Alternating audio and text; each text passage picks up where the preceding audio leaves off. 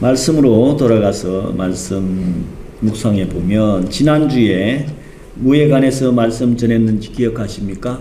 지난주 우리 최용욱 목사님께서 말씀 주셨는데 어버이 주일을 맞이해서 10계명의 5계명인 내 부모를 공경하라. 부모는 우리 하나님의 자녀들은요 두 분이 계세요. 세상 사람들은 한 명밖에 없어. 육의 부모만 있는데 우리 하나님의 자녀들은 또 누가 있어요? 영의 영원한 아버지이신 하나님 아버지가 계시거든요. 부모에게는 뭐 두말할 것 없이 그저 효도해야 돼요. 효도. 효도를 제일 잘하는 방법은 뭘까요? 부모님이 시키는 대로만 하면 돼. 하나님의 뜻, 부모의 뜻대로만 하면 되는데, 저도 자식이지만, 엄마, 아버지 말을 왜 그리 안 들었던지, 부모님이 자식 잘못되기를 원하는 부모는 세상에 한 명도 없을 거예요.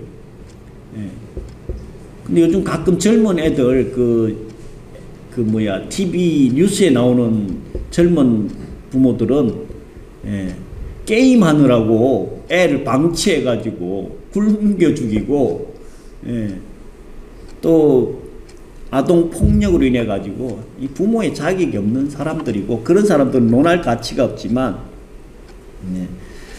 우리 육의 부모와 영의 부모에게 그 거룩한 뜻대로 사는 것, 효도하는 것이 가장 중요하다라고 지난주에 말씀 주셨습니다.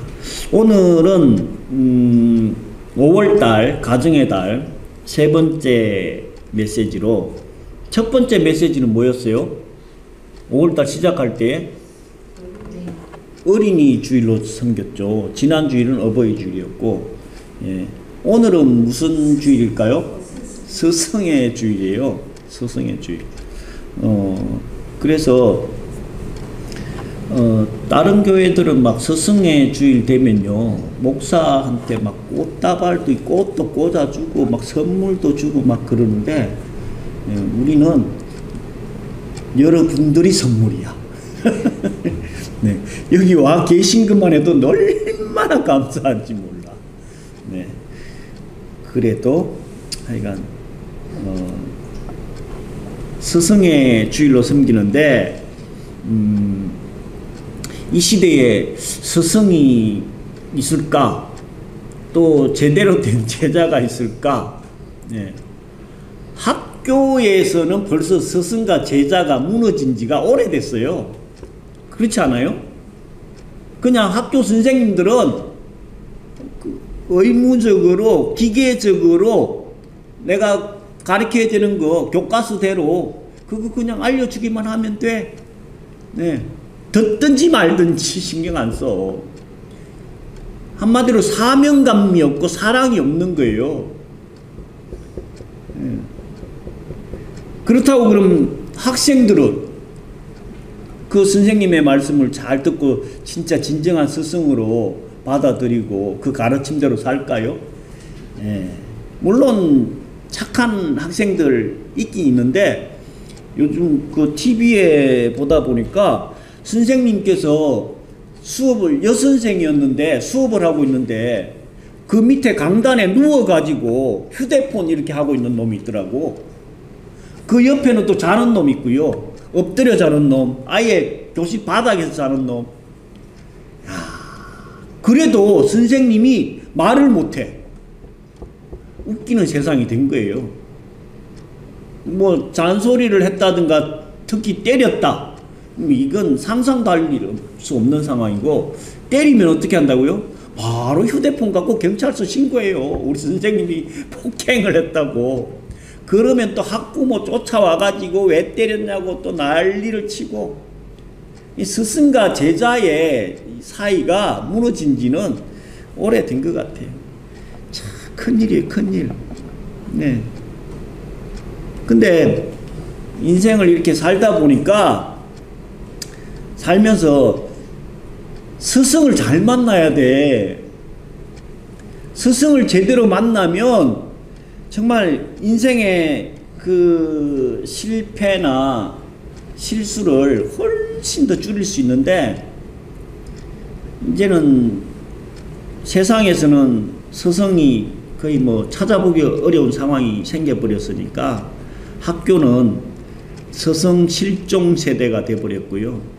예. 이 스승이 정말로 중요한 분야가 있는데 어디냐면요, 운동 선수들, 감독과 코치. 예. 운동하는 데는 감독과 코치를 어떤 사람을 만나느냐에 따라서 실력이 완전히 달라지고, 크느냐 못 크느냐도 스승을 어떤 분을 만나느냐에 좌우가 되는 것 같아요. 운동선수 중에 스승 잘 맞는 대표적인 인물이 누구예요? 박지성이잖아요. 박지성. 네. 박지성이 누구를 만났어요? 히딩크 만나가지고, 예. 완전 뭐 동기들 얘기로 보면 박지성이 만나기 전에는 그냥 조기 축구회 그 운동선수로 뛰어야 될 실력이었는데 히딩크 만나가지고 그렇게 바뀌어졌다고 하잖아요. 그런 선수들은 많아요. 운동선수들은. 또 어느 분야냐 하면요, 예체능계, 예술계. 예. 미술이나 음악이나 뭐 영화, 연예인들, 이 사람들도 어떤 스승, 어떤 분한테 지도를 받느냐, 사사를 받느냐가 관건이에요, 관건. 예. 그래서 예술 분야, 자기 분야에서 인정받고 성공하느냐 못하느냐가 어떤 스승을 만나느냐에 좌우지우지 된다는 거예요. 그러면 뭐 공부하는 거나 운동하는 거나 예술 쪽도 중요하지만 진짜로 중요한 분야가 있어요. 뭘까요? 신앙이에요, 신앙. 예. 영적인 스승을 누구를 만나느냐에 따라서 이 학교 공부나 운동이나 예술은 이 땅에서의 잠깐을 좌지우지하지만 영적인 스승은요, 영원을 좌우한다니까. 이 땅은 당연히 포함해서 영원을 좌우하는 정말로 중요한 영적인 스승을 만나야 된다니까. 이 영적인 스승이 꼭 있어야 돼요. 예. 여러분들은 영적인 스승이 있습니까? 예. 영적인 스승을 꼭 한 분씩 내 신앙이나 삶을 이렇게 상담하고 지도해 줄 수 있는 분을 꼭 만드셔야 돼요. 그래서 어떤 결정을 해야 될 상황이 되면, 예, 그 영적인 스승을 찾아서, 예, 상담을 해서 길을 안내를 받아야 된다니까. 근데 뭐 우리는 이 분야에 대해서는 오히려 무감각하지 않아요? 예, 감각이 없어. 필요성도 전혀 안 느껴. 그냥 교회를 다녀도 왔다 갔다 하긴 하는데, 예, 영적인 스승으로는 생각을 잘 안 할 거예요. 세상 사람들은 아예 감각도 개념도 없고. 예. 그래서 결론적으로 말씀드리면 우리는 영적인 스승을 누구를 삼아야 되느냐 하면요, 우리가 믿고 있는 예수 그리스도라는 거예요. 예수님이라는 거예요. 세상의 스승을 저는 그 국민학교 때부터 뭐 대학교, 대학원까지 다 해도 별로 기억에 남는 선생이 별로 없어요. 예. 또 저를 특별하게 막 아껴줬던 TV에 막 나오는 그런 사례도 없는 것 같고, 예. 왜 그랬을까요? 공부를 못해가지고 그런 거예요. 공부를 잘 못하니까, 말을 잘 안 들으니까, 별로 선생님들도 저한테 관심이 없고, 저도 선생님한테 별로 관심이 없었어요. 근데 제가 하나님을 만나고 나서는, 아까 우리 계속 찬양했잖아요. 예수님의 마음을 본받는 자, 예. 영적인 멘토, 롤모델, 그 롤모델이 예수 그리스도가 된 거예요. 어떻게 하면 예수님 조금이나 닮아갈까? 이 상황에서 예수님이라면 어떻게 했을까? 예. 그걸 생각하면서 한 발자국 한 발자국 가고 있는 거예요. 그래서 오늘 본문 요한복음 13장의 내용은 예수님께서 십자가 지시기 직전의 상황이죠. 일명 그 최후의 만찬을 가지시면서 있었던 내용을 기록하고 있는데 1절에 보니까 6월절 전에 예수께서 자기가 세상을 떠나 아버지께로 돌아가실 때가 이런 줄 아시고 세상에 있는 자기 사람들을 사랑하시되 끝까지 사랑했다. 예. 근데 2절에는 가룟 유다가 벌써 시몬의 아들 가룟 유다의 마음에 예수를 팔려는 생각을 넣었더니 마귀가 틈을 못하게 우리의 영적인 상황을 관리를 해야 되는데 가룟 유다는 어디에서 넘어져 버렸어요? 가룟 유다의 직책이 뭐였어요? 돈 맡은 자, 돈 관리하던 제자였잖아요. 제자들 중에 제일 똑똑한 제자가 이 가룟 유다라는 거예요.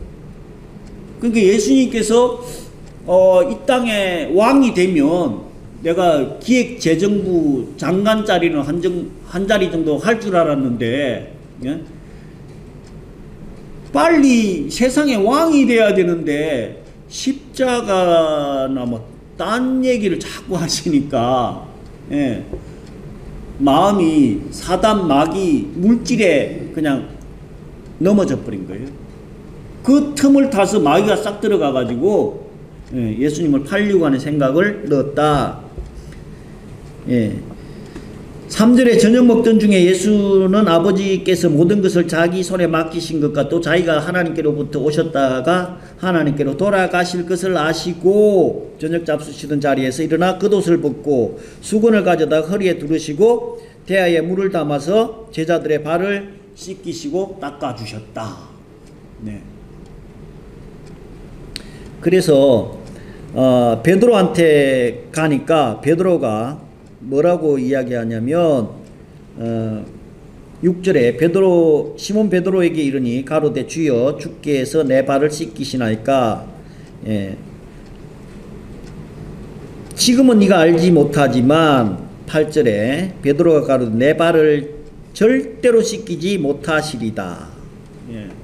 왜 베드로는 자기 발을 못 씻게 했을까요? 다른 제자들은 그냥 묵묵히 받아들인 것 같아요.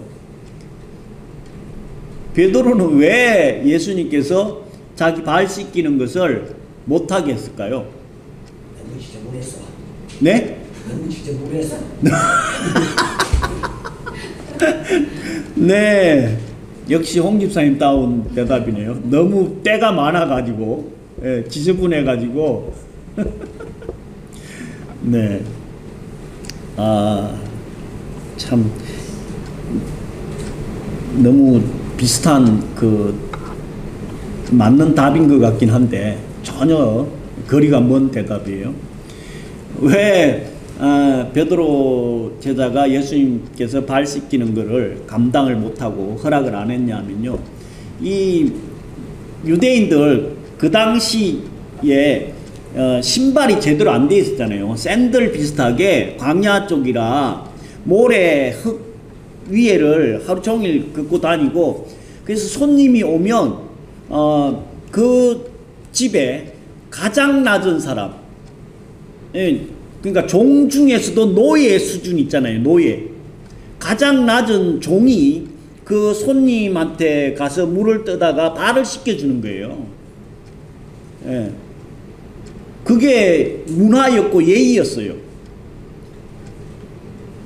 지금 예수님께서 자기 스승인 하나님께서 이 부족한 베드로의 발을 씻는다고 씻어준다고 하니까 감당을 할 수가 없으니까 못 씻게 한 거예요. 지금 이 상황에서 예수님께서 오셔가지고 우리의 발을 씻겨준다고 하면 어떤 느낌일까요? 감당하시겠어요? 뭐 예수님이 아니라 윤석열 대통령이 와가지고 발을 씻겨준다고 하면, 예, 그 TV에 보면 신학교에서 가끔씩 총장님께서, 교수님들께서 학생들 세족식 한다고 발 씻겨주기도 하고, 뭐 노회에 가도 노회장이 발 씻겨주는 세족식을 하기도 하고 그러는데, 네. 자기하고의 그 신분이 너무 차이가 나는 분이, 높으신 분이 내 발을 씻겨준다. 이게 감당하기가 사실 어렵죠. 그러니까 베드로는 절대로 내 발을 씻기지 못합니다. 예. 그러니까 아주 중요한 말씀을 합니다. 핵심 구절이기도 한데 8절에 베드로가 가로되 내 발을 절대로 씻기지 못하시리다. 예수께서 대답하시되 내가 너를 씻기지 아니하면 네가 나와 상관이 없느니라. 이 말씀이 무슨 뜻일까요? 예. 베드로의 발을 예수님께서 씻겨주지 않으면 네하고 나하고 상관이 없다. 뭘 예표로 말씀하고 있냐면요, 십자가의 보혈로 죄 씻어 주시는 사건이 그 한 주 안에 있을 거예요. 내가 네 발을 씻겨서 깨끗하게 만든 것 같이 우리 인생들의 그 죄 문제를 십자가의 보혈로 깨끗하게 정결하게 만들어 준다는 거예요. 그래서 우리가 하나님하고의 상관이, 관계가 맺어진다는 거예요. 이 너무 중요한 상황인 거예요. 그래서 깨달았는지 못 깨달았는지 모르겠지만 이 베드로는 그때까지도 못 깨달은 것 같아요. 그 이왕 씻겨주려면 손하고 머리까지 다 씻겨달라고 이야기하는 거 보면 아직까지 그 보혈에 예수님의 진정한 이 발 씻음에 대한 의미를 못 깨달은 것 같아요. 그래서 7절에 보면 예수께서 대답하여 가라사대 나의 하는 것을 내가 이제는 알지 못하나 이후에는 알 거다. 십자가 사건 이후에는 이 발 씻어주는 이 상황이 얼마나 중요한지, 너와 나의 관계가 얼마나 돈독해지는지, 죄 문제가 해결되는지를 깨달아 알게 될 때가 올 거다. 이 말씀을 하시는 거예요. 그래서 예수님께서 가장 천하고 가장 낮은 종이나 노예가 하던 그 발 씻어주는 행위를 하신 후에 뭐라고 말씀하시냐면 14절에 보면 내가 주와 또는 선생이 되어 너희 발을 씻겼으니 너희도 서로 발을 씻기는 것이 옳으니라. 15절에 내가 너에게 행한 것 같이 나도 너희도 행하게 하려 하여 본을 보였도다. 예수님께서 이 가장 천한 종이 하는 일을 직접 하신 이유가 뭐라고요? 본을 보여주려고. 그리고 니들도 그렇게 하라는 거예요. 겸손히 낮아져서 너희들끼리라도 다른 사람에게 가장 낮은 자세로 가장 하기 싫은 일을 하라는 거예요. 지금 예수님의 위치가 어디예요? 스승.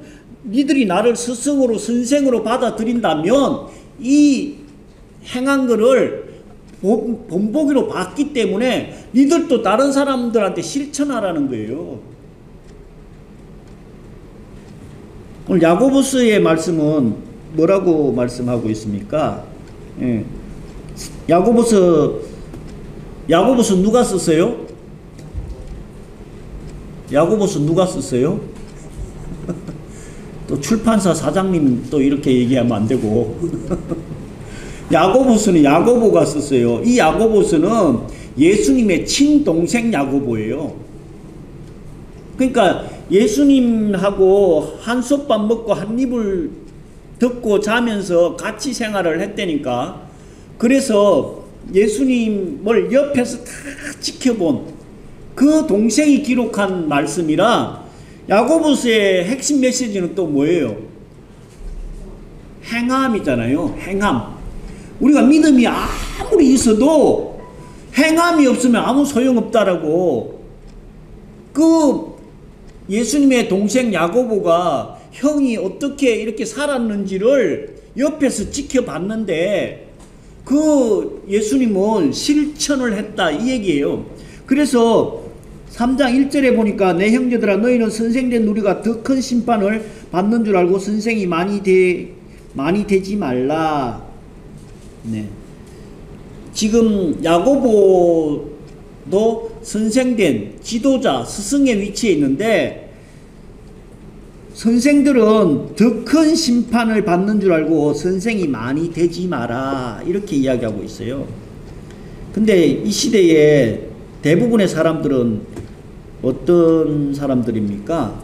그냥 듣는 것보다는 그저 가르치려고 그래. 그렇지 않아요? 그냥 무조건 가르치려고 해. 자기는 하나도 안 하고 하라고만 해. 하라고만. 이 시대의 선생들이 그렇다는 거예요. 이 시대에 스승이라고 할 수 없는 그 선생들이 이렇게 하라고만 하는 거예요. 자기는 안 하면서.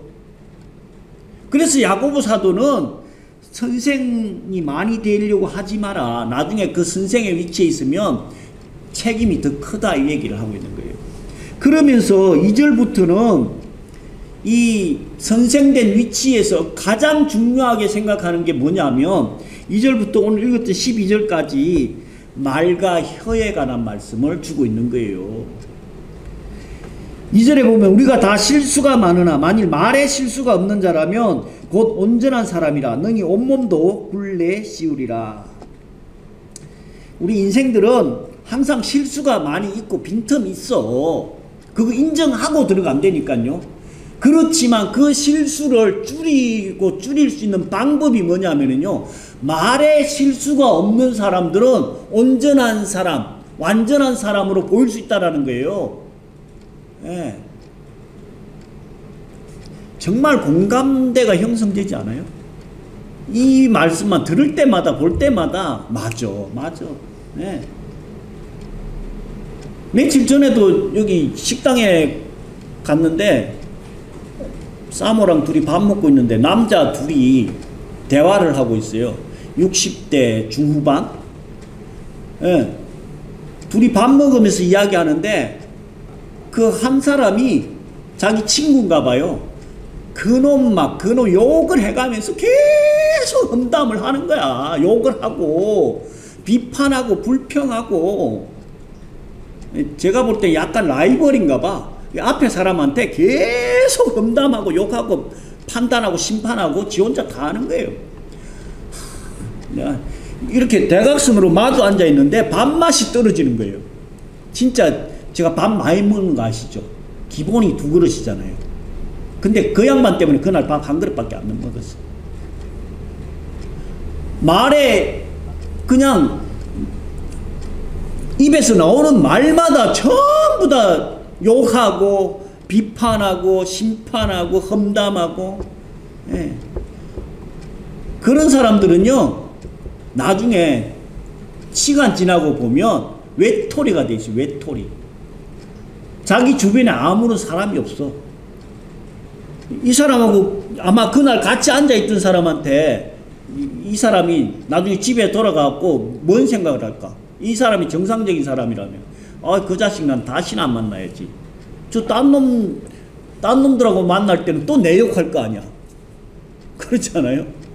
없는 사람만 맨 욕하고 비판하고 험담하니까 그렇게 하다 보면 한 명 한 명 다 떨어져 나가버린다. 그래서 오늘 야고보 사도는 말에 실수가 없으면 온전한 사람이다. 그러면서 3절에 우리가 말들의 입에 재갈을 물리는 것은 우리에게 순종하게 하려고 그 온몸을 제어하는 것이라. 또 보라 배를 보라. 그렇게 크고 강풍에 밀려가는 것들이 지극히 작은 키로서 사공의 뜻대로 움직인다. 배의 키 보신 분 계세요? 키. 배는 엄청 큰데 키는요 진짜 작아요. 조그만해요. 고개 방향을 좌지우지 결정한다니까. 이 이야기를 왜 해요? 예. 5절에 이와 같이 혀도 작은 지체로 돼 큰 것을 자랑하도다. 보라 얼마나 작은 불이 얼마나 많은 나무를 태우는가. 배가 엄청나게 커도 키 조그만한 것에 의해 가지고 좌지우지 다 되듯이 우리 인체에서도 혀는 바깥에 보이지도 않아. 그렇지 않아요? 이 작은 거 하나가 전체를 좌지우지 한다는 거예요.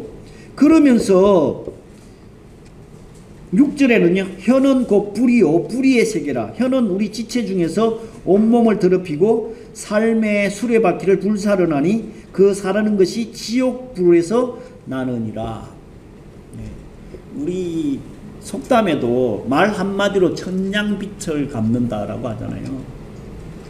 네. 말 한마디에 그냥 상처가 엄청난 데미지, 뭐 매로 하나 때리는 거, 싸대기 하나 날리는 거, 그 정도가 아니라 말 한마디에 정말 회복할 수 없는 그런 상처를 받는 것이 우리 입술의 결과라는 거예요. 그래서 아예 이 야고보 제자는 야고보 동생이라고 해야 되죠. 혀는 곧 불의 세계고 삶의 수레바퀴를 불사르는 지옥에서 나오는 불과 같다는 거예요. 그만큼 말이 중요하다. 네. 그러면서 8절에는 혀는 능히 길들일 사람이 없나니 쉬지 아니하는 악이요 죽이는 독이 가득한 것이다. 아예 그 험담하고 악담하고 불평하고 원망하는 사람들은 그냥 거기서 나오는 것이 악이고 죽이는 독이다. 근데 그런 사람들이 공통적인 게 또 있어요. 뭐예요? 못 깨달아. 못 깨달아. 자기가 무슨 말을 하고 있는지도 의식도 안 해. 신경도 안 써. 그냥 자기 하고 싶은 대로 다 하는 거예요. 10절에 보면 한 입에서 찬송과 저주가 나오는도다. 내 형제들아 이것이 마땅하지 아니하니라. 샘이 한 구멍으로 어찌 단물과 썬물을 낼 수 있겠느냐. 내 형제들아 어찌 무화과 나무에서 감람 열매를 포도나무가 무화과를 맺겠느냐. 이와 같이 짠 물이 그 단물을 내지 못한다. 네. 신앙이 아무리 좋은 척 해도요, 그 대화를 한 5분에서 10분만 해보면 그 사람의 믿음이 진짜인지 가짜인지 금방 알 수 있어. 빠르면 1, 2분 안에도 알 수 있어요. 네? 믿음 좋은 척하고 신앙 엄청 좋은 척 해도요, 그 사람이 심판하고 정죄하고 비판하고 여기 지금 그냥 그 속에 있는 것이 나오게 입술로 나오는 거거든요. 그러면 그 입술의 열매, 그걸 열매라 그래요. 속에 있는 게 나오는 게 삶의 속의 열매이기 때문에 내 속에는 썬물이 있는데 어떻게 단물이 나오냐. 예. 무화과 나무에서 포도를 어떻게 딸 수 있냐. 왜 스승의 주일에 굳이 이 본문을 채택을 했느냐 하면요, 예. 스승도 그렇고 제자도 그렇고, 예. 우리 살아가면서 가장 중요한 게 이 언어더라고요. 말을 어떻게 사용하느냐. 이게 첫 번째예요. 첫 번째. 나중에 세족식 발 씻어주는 거, 그건 정말 차후의 문제. 거기까지 도달하면 이건 예수님의 경지고, 가깝게는 그냥 언어를 어떤 언어를 쓰느냐, 칭찬하고 격려하고 세워주고 위로하고 이런 언어를 써야 되는데 그저 입에서 나오는 게 심판하고 정죄하고 비판하고 험담하고, 예, 이거는 야고보 사도가 절대로 해서는 안 되는 메시지라고. 이 말에 관한 메시지는 잠언서에도 아주 많이 나오죠. 예, 시편에도 나오고, 근데 히브리서에도 나오고 여기저기 말에 관한 말씀이 많이 나오는데 이 야고보 사도만큼 강력하게 이 말에 대한 메시지를 주고 있는 언어가 없어요. 말씀이. 그만큼 아주 강력하게 말씀을 주고 있는데, 그때나 지금이나 제자들의 문제가 뭔지 아세요? 제자들 지금도 그래. 듣기는 많이 하는데 실천이 없어. 순종이 없어. 순종이. 기독교인들이, 세상 사람들이 항상 이야기하는 게 뭐예요? 저 사람들은 귀만 커져 있고 말만 잘한다 그래요. 말만 잘한다. 그 얘기는 뭐예요? 실천이 없고 순종을 안 하고 섬기질 않는다는 얘기예요. 저 포함이에요. 스승의 주일에 우리가 예수님께서 직접 제자들의 발을 씻기신, 뭐 그 단계까지는 못 가더라도 예수님께서 본을 보여주셨다라고 했기 때문에 니들도 하라고 했잖아요. 제자의 가장 큰 의무 중에 하나가 뭐냐면요, 스승을 그대로 복제해야 돼요. 스승의 그 뜻과 메시지를 그대로 삶으로 복제해야 되는 게 제자들의 도리거든요. 그래서 예수님의 제자들, 12제자들이 이렇게 복제했어요. 예수님 말씀대로 복제. 어디까지 갔어요? 순교의 단계까지 갔잖아요. 죽음의 단계까지 갔다니까. 우리의 믿음의 선진들도 똑같이 그 제자들을 또 복제했고, 우리도 그 삶을 복제해서 계속해서 다음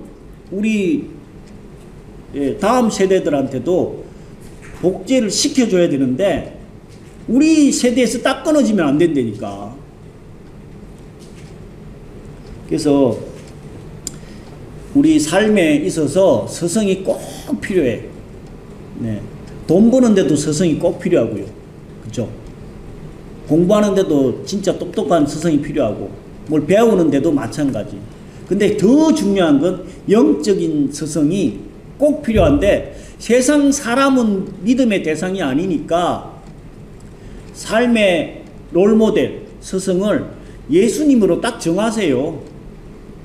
예수님께서 그 본을 보여주셨고, 이 신약 사복음서에 그대로 다 기록하고 있기 때문에 예수님의 삶을 잘 복제해서 예수님께서 다시 오실 때에 칭찬받고 사랑받고 긍지와 자부심으로 하나님의 놀라운 사랑과 은혜와 복을 받는 저와 여러분 되시기를 예수 그리스도로 간절히 축원드립니다.